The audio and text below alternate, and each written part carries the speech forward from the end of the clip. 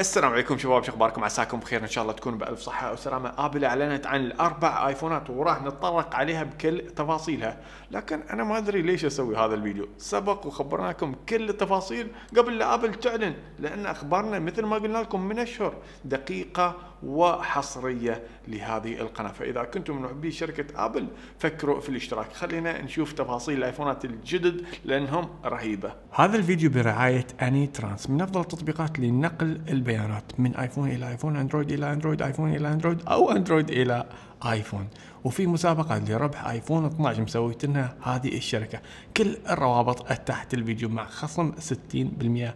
ابل بدت المؤتمر بالايفون 12 العادي، 12 6.1 انش بحجم الايفون 11 السنة الماضية، لكن الحواف انحف بشوي، فيعني الشاشة تقنيا تقدر تقول اكبر، لكن ما راح تحس بهذاك الفرق. يبدا سعره ب $799 وتقدروا تطلبوه بعد 3 ايام تاريخ 16 اكتوبر، وراح يبدا بيعه تاريخ 23 اكتوبر مثل ما قلنا لكم سابقا.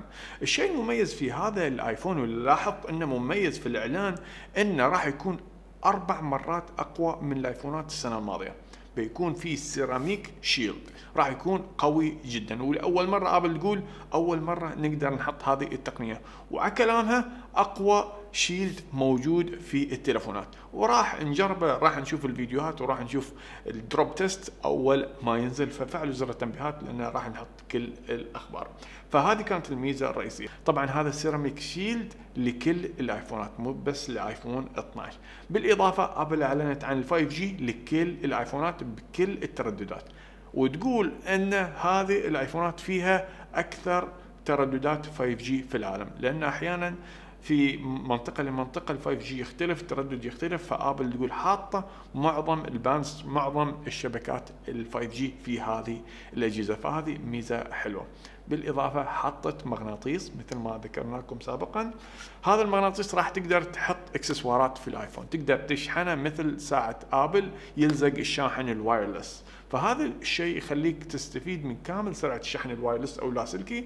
بالاضافه راح يزيد سرعه الشحن الوايرلس من 7.5 لايفونات ال 11 الماضيه، راح يصير 15 واط، يعني دبل سرعه الشحن الوايرلس او اللاسلكي في الايفونات 12. وخاصه مع هذه تقنيه الماج سيف اللي راح تقدر تشحن الايفون بدون لا انه يكون على جنب ولا ما شابك عدل، لا المغناطيس راح يخليه في النص ويعطيك كامل قوه ال 15 واط، عكس الشواحن الثانيه مرات تحطه ما يضبط 100%، واحيانا حتى ما يبدا يشرش. طبعا كل الايفونات هذه السنه مثل ما خبرناكم راح تكون ب A14 بايونيك، هذه الرقاقه اللي ابل تقول اقوى ب 50% من معظم الرقاقات الموجوده في الهواتف، سواء كان من السي بي يو والجي بي يو، يعني تحسن كبير جدا، 40% اكثر ترانزستورز عن الاي 13 بايونيك اللي نزلتها السنه الماضيه. يعني قوه الايفون هذه السنه راح تكون خارقه جدا وما حد يقرب صوبها، لا سامسونج لا هواوي ولا غيره.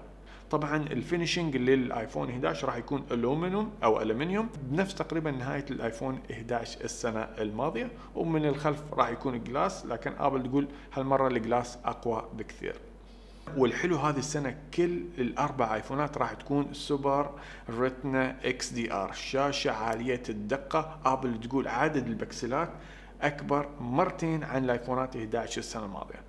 اما الايفون 11 برو مقارنه بال 12 برو ما وايد فرق، لان السنه الماضيه ايفون 11 برو كان قوي اصلا، بس الايفون 11 كان LCD، الحين تحول حق اولد ديسبلاي، يعني شاشه فرق كبير اللي جاي من ايفون LCD مثل الايفون 11 ولا الايفونات اللي قبل السنه الماضيه.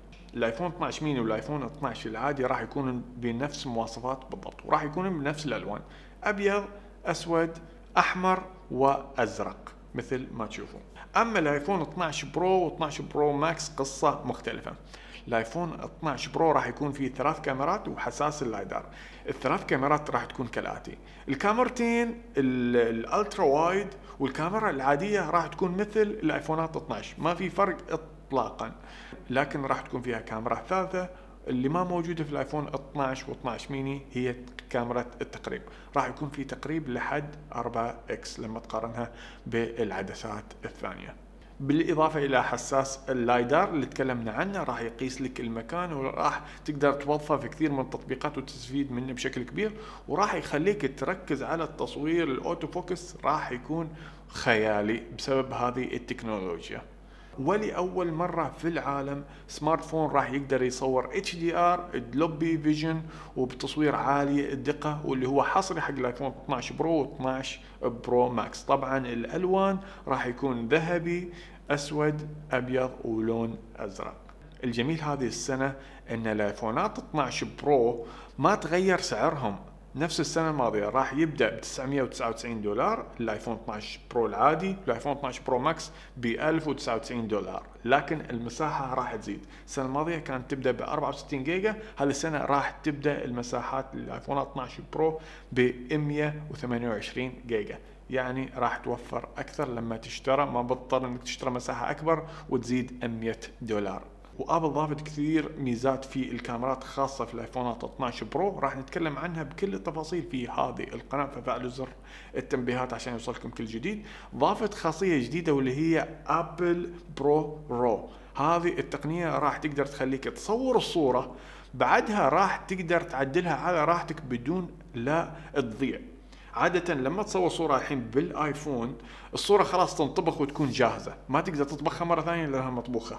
ابل برو رو عبارة عن صورة غير مطبوخة، تقدر تطبخها على راحتك، الالوان، الاضاءة، الخلفية، الاتش دي ار، كل شيء راح تقدر تعدله بهذه التقنية، وراح تكون متوفرة حق التطبيقات الثانية، وراح تقدر تعدل هذه الصور او تطبخها عن طريق تطبيق الصور اللي موجود في الايفون. يعني ما لازم تشتري تطبيق او تنزل التطبيق عشان تستفيد من هذه الميزة. الايفون 12 برو ماكس هذه السنة راح يكون مميز بشكل كبير. اولا العدسات راح تكون اكبر عن الايفونات كلها، راح تكون اضاءة 87% اكثر من الايفونات السنة الماضية، بالاضافة الى مانع اهتزاز خيالي تكلمت عنه من 4 اشهر، قلت لكم ان السنسور شيفت تلتنج شيء كذي راح يكون اسمه، راح يكون ما في العدسة، بيكون في السنسور كامل يمنع الاهتزاز، فلما تصور بتحس انك كأنك في فيلم، كأنك ماسك مانع اهتزاز لما تصور في الايفون 12 برو ماكس. عموما الايفونات 12 بشكل عام صراحة انا اشوف مانع الاهتزاز رهيب، لكن ال 12 برو ماكس راح يكون عالم ثاني هذه السنة. لكن للأسف احلى ايفونين هذه السنة الايفون 12 ميني والايفون 12 برو ماكس راح تتأخر مثل ما قلنا لكم.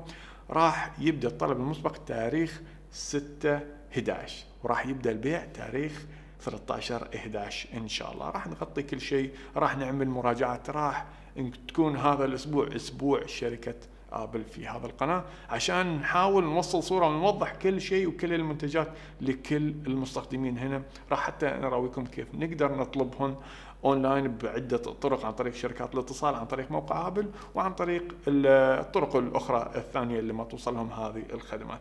لا تنسوا تشتركوا بالقناة عشان يوصلكم كل جديد. شكرا لكم على المتابعة والدعم، وخليكم لين بكرة لان راح ننزل فيديوهات نقارن بين الأجهزة ونوضح لكم كيف تختاروا افضل ايفون لكم. حياكم الله واشوفكم بكرة باذن الله.